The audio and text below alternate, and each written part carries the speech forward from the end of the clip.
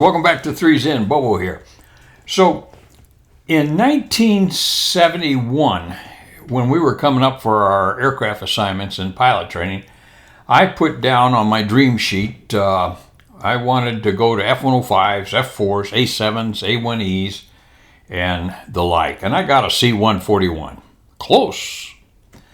Then when I got to McGuire, 5-6 months later, first thing I did when I got to personnel was to sign in is I filled out a Air Force Form 90, which we called a dream sheet.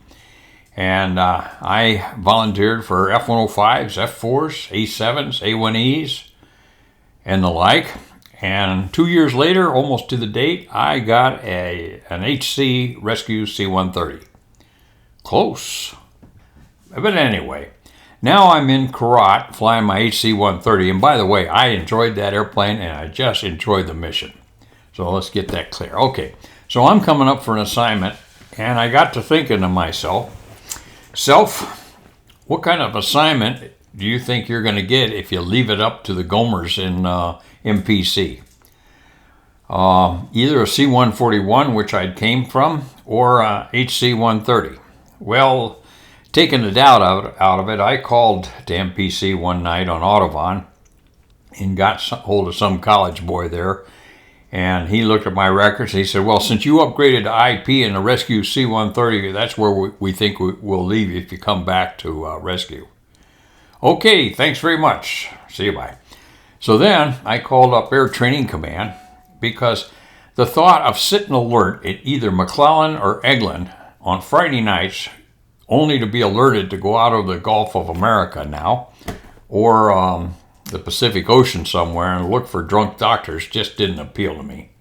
So I called up Air Training Command and I said, hey, what do you have to offer for people coming back from Southeast Asia?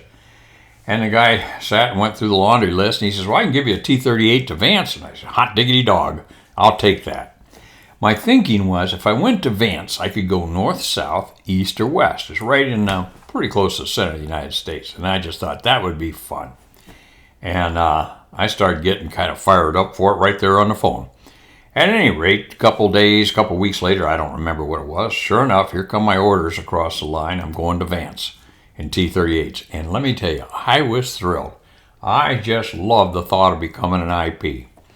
My instructor pilots, when I went through pilot training, Russ Sweets and Rick Vale and Ford Barrett, Roger Gossick, to name a couple of them, except Spencer. Spencer, he's probably down a rung or two. But anyway, those guys just made it such an enjoyable experience for me, and I thought this is a way I could pay it back. Now I'm going to take a time out here, and that's digress in Ron Rogers talk, and I'm going to introduce you to a term that was thrown about wildly when I went through pilot training. It was called universally assignable pilot. And I've got another word for it, but we're going to keep it clean here today. Universally assignable pilot. The thought was that we all went through the same track from T-41s to T-38s, and coming out the back end, we could all be assigned anything the Air Force had in the inventory. Well, I'm here to tell you that was not the fact. We had a couple guys in my class that were not going to be SR-71 pilots or Thud pilots, or even fly on the Thunderbirds. Just that dog wasn't going to hunt. But at any rate, that's what the Sunshine Team was packing up our rear ends in those days. So I was thinking, okay, maybe if I went to 141s, I built up a lot of time, then I could get F-105s or F-4s or A-7s. Well, you saw how that worked out for me. So then I went to 130s, and I knew that wasn't going to do that much more for my cost. But then I got to thinking, hey, if I get some 38 time, some fast mover time under my belt, that might change it because I am a universally assignable pilot. Oh, I bought into that Kool-Aid. Oh, but anyway, it all worked out very well for me. So let's make no mistake there. So anyway, I get the assignment to Vance, and I'm just thrilled to death. I come back and took a week or two's leave in Colorado Springs, where my wife's parents lived. And then from there, we drove down to San Antonio, where my parents lived. And then early January 1975, found us on Highway 81 driving north. I always like to drive the back roads. The 4-lane highways are good on occasion, but Highway 281 and 81 up to Vance, that was just a fun ride to take. So as I'm coming through Kingfisher and El Reno and Kingfisher and a couple others along the way, I get up near Wacomas. I start to see movement in my left 11 o'clock. And these airplanes are just boomba, pulling up into a closed pattern, and they're just having a ball, or so it seemed. And I got to looking at it and said, yeah, that really looks like fun. That's going to be a blast. 138 after another. Then you get the couple others that come in between, and they just make a shallow right-hand turn out to the 210-degree radio and head on out the area. Okay, fine. Have a nice trip. But those guys in the closed pattern and so forth, oh man, that was exciting to see. So I see that and get on base and check in.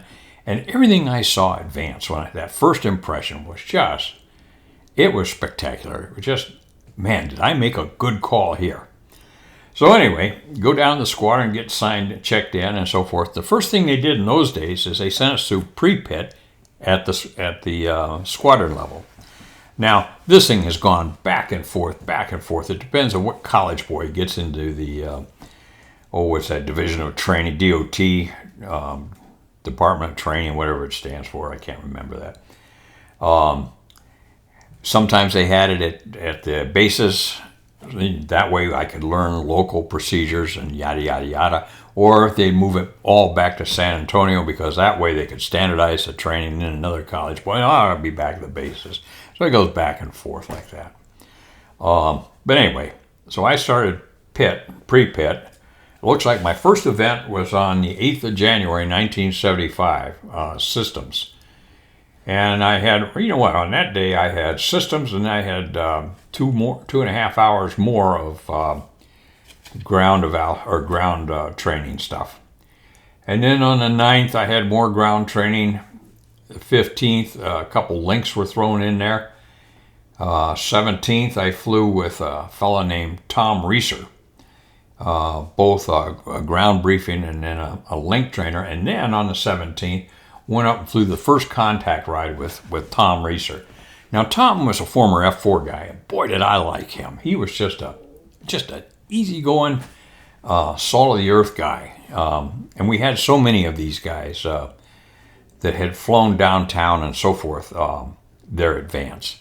And I mentioned them to you on numerous occasions here on the channel. I just admired those guys. Now, in 75, I would have been a 7-year captain at that time. I came in 68.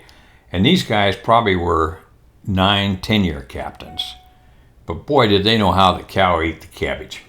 And it was just really a thrill to work with them. So I flew my first contact ride on the 17th of January, had a couple more on the 20th. And 21st, had a few more, or one more. And then on the 6th of February, I flew with John Waring. Now, I'm going to mention this to you as an introduction to another presentation I'm going to give you here in a couple days. I flew with John Waring, and I don't have the sheet with me.